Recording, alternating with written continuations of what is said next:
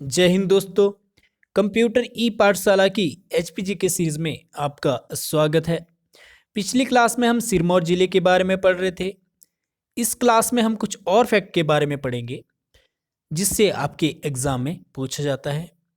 तो दोस्तों मेनली सिरमौर जिले को 3 भागों में विभाजित किया जाता है, जिसमें सबसे ऊपरी भाग को ट्रांसगिरी के नाम से जाना जाता है, जिसमें पछाड़ का क्षेत्र और राजगढ़ का क्षेत्र आता है।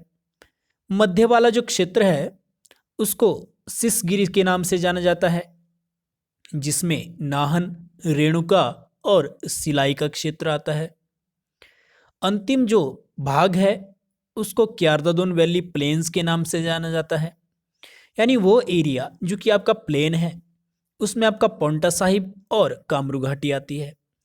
तो आपने याद रखना है कि सिरमौर को ट्रांसगिरी, सिसगिरी और प्लेन्स में विभाजित किया जाता है। नदियों के बारे में हम पिछली क्लास में पढ़ चुके हैं। यहां से आपके एग्जाम में एक और क्वेश्चन पूछा जा सकता है कि वो कौन सी नदी है जो कि आपके सिरमौर जिले को 2 बराबर भागों में विभाजित करती है या सिरमौर जिले के मध्य से गुजरती है।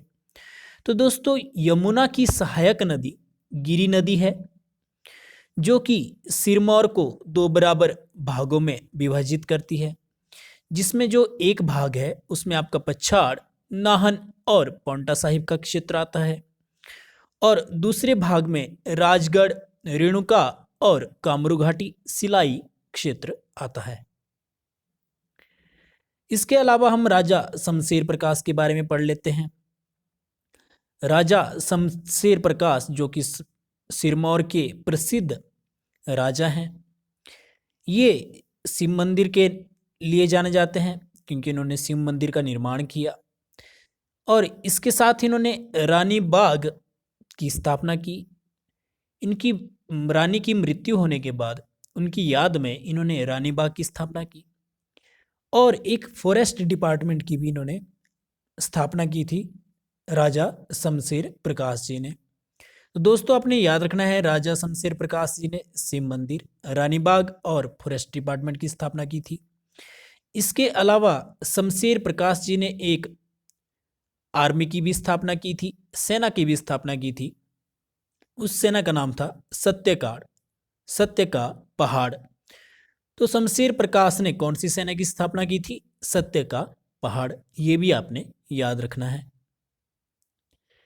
इसके अलावा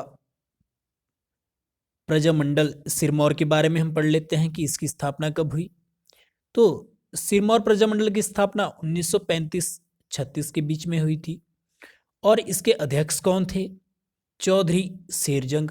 ये भी आपने याद रखना है, एग्जाम में पूछा जाता है कि सिरमौर प्रजामंडल के अध्यक्ष कौन थे? चौधरी शेरजंग। और कब बना? 1935 में बना। इसके अलावा पझौता आंदोलन के बारे में देख लेते हैं। पझौता आंदोलन के भी एग्जाम में क्वेश्चन पूछा जाता है।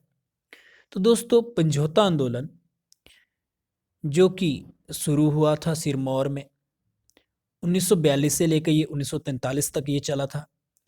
इस समय जो राजा थे सिरमौर के वो थे राजेंद्र प्रकाश। इनकी नीतियां बहुत ही कठोर थी और इन्होंने कर लगाया था किसानों पर। किसानों की स्थिति इन्होंने दयनीय कर दी थी।